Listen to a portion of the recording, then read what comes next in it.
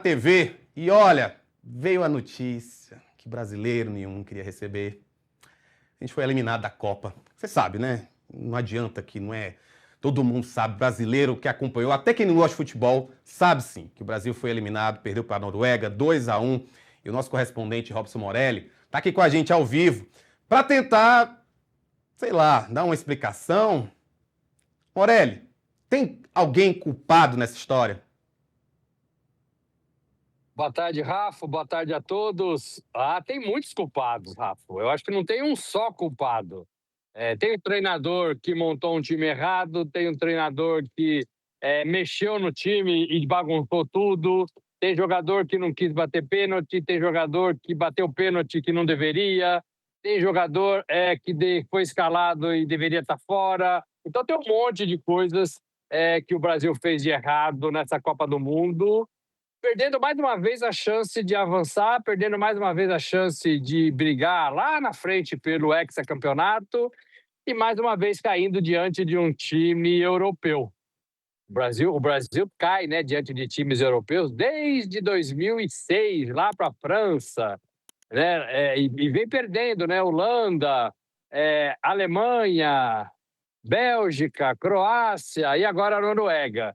Então o Brasil tem muitas coisas de errado, o Brasil tem muitos anti-heróis, eu não vou dizer vilões, mas tem muito anti-heróis, e o Brasil precisa resolver esse problema da seleção brasileira. A seleção brasileira, e a gente falou muito disso aqui, né? A seleção brasileira não empolga, a seleção brasileira não tem mais um DNA de seleção brasileira, do futebol brasileiro. Ontem, Rafa, para você ter uma ideia, a seleção ficou com a bola 34%. 34%. A Noruega ficou com a bola 66%. É o inverso da característica do futebol brasileiro, é o inverso do jeito que a gente costumava ver o Brasil, do jeito que a gente ganhou os 5 títulos brasileiros em Copas do Mundo. Então, tudo isso tem que ser colocado à mesa de novo, de novo. Tudo isso tem que ser conversado de novo. Esses ciclos que a gente fala de Copa do Mundo, quando acaba uma Copa, Rafa, começa um ciclo para outra Copa.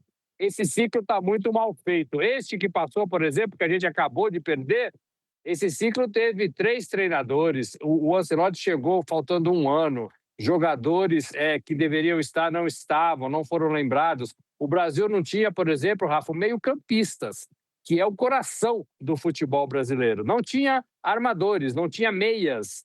Então, tudo isso junto, um potencializa o defeito do outro e dá no que deu, dá o Brasil sendo eliminado nas oitavas de final. Rafa, isso não acontecia desde 1990. Desde 1990, o Brasil não caía fora numa fase de oitavas de final da Copa do Mundo. Foi aquele gol que o Canidia fez contra o Brasil. Canidia e Maradona, os dois fizeram juntos, o gol foi do Canidia, e depois ele ganhou um beijo do Maradona, um beijo na boca, e o Brasil veio para casa mais cedo, Rafa. Você deixou claro aí que sim, há uma sucessão de erros e uma sucessão de culpados, mas eu queria comentar um pouco especificamente sobre o treinador.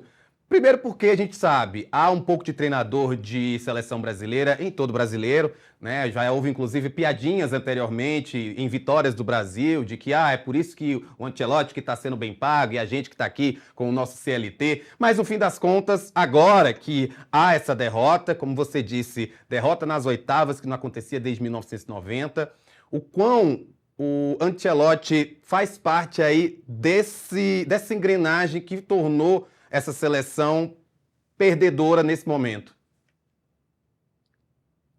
Eu acho uma ambulância passando aqui acelerada. Eu acho que ele faz muito parte, porque ele vem da Europa com um trabalho consumado, ele vem da Europa com um trabalho bem avaliado em clubes, e ele é um dos melhores, talvez 3 melhores treinadores do futebol mundial. Mas eu acho que ele não entendeu direito o que é seleção brasileira, eu acho que ele não entendeu direito qual é a responsabilidade da seleção brasileira. Ele disse ontem na entrevista, tá bom, perdeu, estamos tristes, mas vamos começar logo outro ciclo. Não é assim, né, Rafa? Não é assim, né? A seleção brasileira e o brasileiro, ele sofre mais. Não é acabou um jogo, vamos pensar no próximo. Não pode ser assim, né? Em Copa do Mundo não é assim, nunca foi assim. A gente chora, a gente sofre, a gente fica amargurando isso por algum tempo. Não é assim, acaba um jogo, vamos começar outro e vida que segue. Então, talvez ele não tenha entendido direito o que é seleção brasileira. E aí ele comprou algumas ideias furadas, né, Rafa? Ele comprou a ideia do Neymar totalmente furada. Quando o Neymar entrou em campo ontem, na metade do segundo tempo, o time se desmanchou. O time que estava ali, mais ou menos, acabou, né? Acabou. E ele comprou essa ideia do Neymar há muito tempo. Ele comprou a ideia de que ele não precisava explicar para os seus zagueiros quem é o Haaland, como é que se marca o Haaland. Ora, Rufo, ele tinha um jogador para marcar, e esse jogador fez dois gols. Então, alguma coisa não deu certo, né? Alguma coisa não deu certo. É claro que ele precisa ensinar como é que marca o jogador do rival, seja ele quem for, né? Ontem era o Rafa, mas poderia ser qualquer outro. Poderia ser o Harry Kane, poderia ser o Mbappé lá na frente, poderia ser o Messi. É claro que o treinador tem que explicar para os seus zagueiros, para os seus jogadores, como é que se marca um jogador desse tipo. E isso ele falou que não precisava explicar. Então ele tinha um jogador para marcar, e esse jogador pegou na bola 3 ou 4 vezes e fez 2 gols, e o Brasil está pegando o avião agora. Morelli, já que você citou aí o elefante na sala, vamos ter que comentar sobre ele. No fim das contas, além dessa passagem que não foi nada estelar do Neymar durante essa temporada, durante essa Copa do Mundo, ainda houve aquela cena bem deplorável daquela briga com o goleiro, tentando intimidar o goleiro, depois que já estava perdendo de 2-1. Toda aquela choradeira que também já é esperado, né? O Neymar é quase tetracampeão, né? De choradeiras em fim de Copa, né? Depois que perde. O que é que a gente tira dessa atuação de Neymar e diante também, principalmente, do fato de que essa é provavelmente a última Copa dele? Provavelmente é sim, e deve ser, e vai ser, porque ele já falou que começou aqui nos Estados Unidos, né? A primeira partida que ele fez pela seleção em 2010 foi aqui naquele mesmo estádio, e a última foi também nesse estádio. Então ele já falou que comecei um ciclo, encerrei um ciclo, acabou 16 anos de seleção brasileira. O Brasil está livre do Neymar e o Neymar está livre da seleção brasileira. Cada um segue a sua vida, vai melhorar talvez para as duas partes. De fato, foi uma despedida decepcionante, apesar do gol, né? Ele fez um gol de pênalti e ninguém lembra disso. E ninguém fala disso, Rafa. Todo mundo fala da provocação infantil, desnecessária e fora de propósito que ele teve com o goleiro da Noruega. E também teve, depois ali com alguns jogadores, eles se empurraram ali na lateral, não sei se você se recorda, na lateral do campo, totalmente fora de padrão, totalmente fora de postura de um líder, de um jogador veterano. Enfim, foi o Neymar como a gente está acostumado a ver. Ele fez muito isso no Santos. No Santos ele brigou com o torcedor, ele brigou com o jogador, ele brigou com a arbitragem, ele brigou com todo mundo. O fato, Rufo, é que ele estava no Santos treinando para jogar na Copa do Mundo, na seleção, e ele veio para a seleção para treinar, para voltar de volta para o Santos. Ele não jogou nem lá, nem cá. O que é que a gente então pode esperar desse final de carreira do Neymar, pelo menos na seleção? O que é que a gente pode esperar? Será que ainda há alguma possibilidade desse Neymar hipotético que tanto se fala na rede social, desses torcedores apaixonados? Inclusive, se você for na página do goleiro da Noruega, tem um monte de brasileiro comentando de forma ufanista. Ah, mas você teve lá que aguentar o gol do Neymar, você teve que aguentar a provocação. A gente perdeu, galera. Nós perdemos de 2-1, tá todo mundo voltando, a Noruega continua na Copa. E aí eu fico também me perguntando se essa ilusão que se criou, né, que a gente sabe, ninguém é bobo ao ponto de dizer que o Neymar não é um grande jogador, mas ele não é há muito tempo, isso ficou provado nessa Copa. Então, o que é que vem aí a partir dessa atuação dele na Copa do Mundo? Existe aí que futuro para Neymar? Na seleção, nenhum, Rufo. Na seleção, né, Rafa, né? Na seleção, nenhum futuro. Na seleção, acabou. Ele não vai ser mais convocado. Ele já foi para Miami, ele já está liberado. Todos os jogadores, na verdade, estão liberados. Então, acabou, encerrou. Fim de linha para o Neymar na seleção brasileira. A seleção não quer e ele também não quer.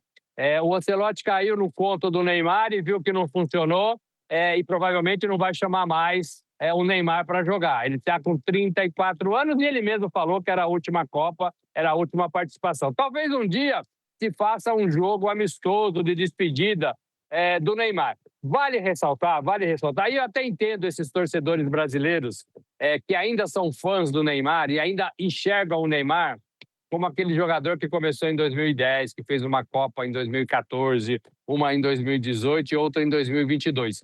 Essas 3 Copas, o Neymar era um jogador importante para o Brasil e talvez até para o mundo, mas ele não vingou na seleção brasileira. O Neymar é o líder de uma geração na seleção que fracassou. São 4 Copas do Mundo e essa geração nunca conquistou nada, nunca conquistou nada. São 28 anos agora da última conquista do Penta até a próxima, 2030, se o Brasil conquistar. Então, assim, é uma geração fracassada, é uma geração que não ganhou nada e ele é o principal expoente dessa geração. A geração do Neymar, a era Neymar, é pior do que a era Dunga. A gente crucificou muito a era Dunga quando ele perdeu a Copa em 1990, quando o Brasil foi eliminado, e essa era ficou muito marcada. E essa era do Neymar também deve ficar marcada. É uma era do Neymar, onde ele foi o principal jogador dessa era, que não ganhou nada, absolutamente nada. Então, não tem mais espaço para o Neymar na Copa, a renovação começa. Esses jogadores, Neymar, Marquinhos, talvez, o Danilo lateral, o Casemiro, esses jogadores encerraram a participação deles na seleção brasileira. Daqui para frente são caras novas, são jogadores novos e o mais importante, o Ancelotti, que já tem um contratinho assinado até 2030, olha que beleza, já tem um contratinho assinado até 2030, 5 milhões por mês, ele vai ter que montar uma ideia de seleção, uma ideia de jogar. Ele vai ter que resgatar muitas coisas do futebol moderno, do futebol brasileiro, do futebol da seleção brasileira. Inclusive jogar com meio-campistas. O Brasil não tinha meio-campistas, Rafa. Imagine um time sem armador. Seleção brasileira contra a Noruega. Só para a gente finalizar, para quem você está torcendo agora? Ah, que pergunta capciosa, hein? Por essa eu não esperava. Eu torço para a França. Eu vou torcer para a França porque foi o time que eu vi e que mais me encantou aqui nessa Copa do Mundo. Gosto da Argentina, gosto da Inglaterra, mas vou torcer para a França. Valeu, querido, muito obrigado. E assim, Brasil saiu, mas você continua vindo aqui falar com a gente sobre Copa, porque, como você deixou bem claro, ainda tem muito jogo bom para acontecer. Até mais.